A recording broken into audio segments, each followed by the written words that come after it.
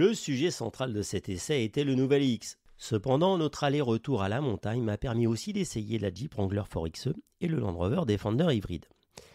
Donc, Jeep Wrangler 4XE. Je dois avouer que Jeep est une marque que j'aime bien, et dans une autre vie, j'ai beaucoup aimé un Wrangler diesel de la génération précédente. Avec la version Rubicon que nous avons à l'essai, le look est là et la puissance aussi. C'est quand même bien sympa d'avoir des chevaux que l'on peut exploiter sans arrière-pensée, sans avoir à calibrer son utilisation suivant la disponibilité de bornes de recharge. Par contre, si la version Rubicon est top côté look, son équipement pneumatique typé terre n'est pas trop fait pour l'autoroute ou les passages de col verglacé. En effet, dans cette définition, la Jeep est équipée de pneus tout-terrain qui font un bruit de folie sur autoroute et qui sont des bouts de bois sur sol glacé. Par contre, pour faire joujou dans la neige, pas de problème. Je dois reconnaître que dans les descentes de col, j'ai dû rester concentré. J'avais mes deux camarades qui roulaient sereinement plutôt vite et moi je devais sauver l'honneur de l'Amérique. Autre petit désagrément, le toit de notre Rubicon est un immense toit ouvrant en toile. Mais une toile qui n'est pas doublée. Autant vous dire que je n'ai pas eu le même confort thermique que dans l'IX.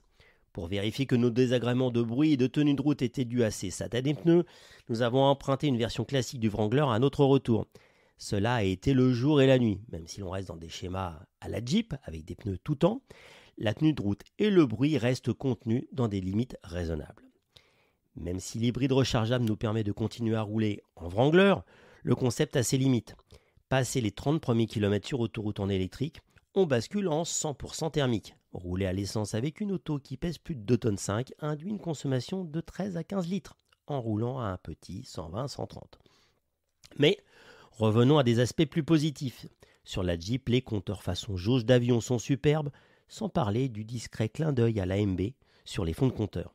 J'adore pouvoir poser le coude gauche sur l'eau de la portière et conduire en tenant le volant avec deux doigts. Et puis c'est bien agréable d'avoir laissé un USB classique, histoire de ne pas avoir que des USB-C pour brancher son téléphone ou ses accessoires. Dernier détail, le bouton direct sur le volant pour enlever le maintien de fil est vraiment plus agréable que toutes les voitures où il faut passer par un sous-menu dans l'écran tactile.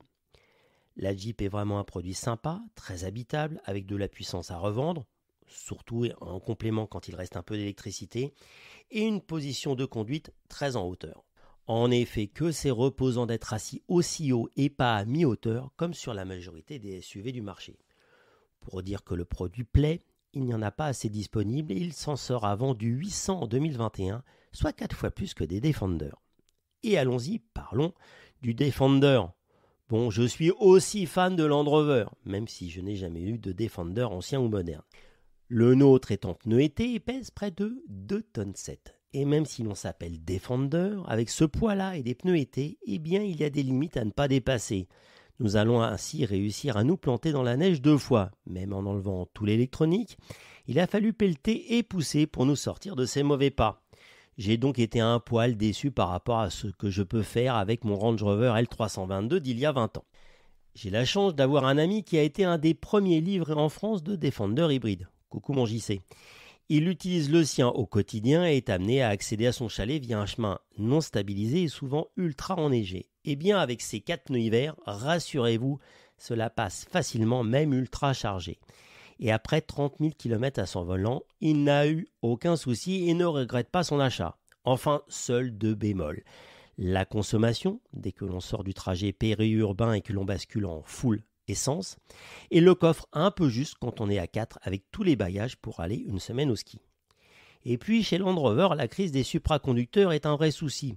Les délais de livraison sont aussi longs que la liste des options. Quand on consulte la liste des prix, on comprend bien que le Defender Hybrid n'est pas un utilitaire basique comme son prédécesseur.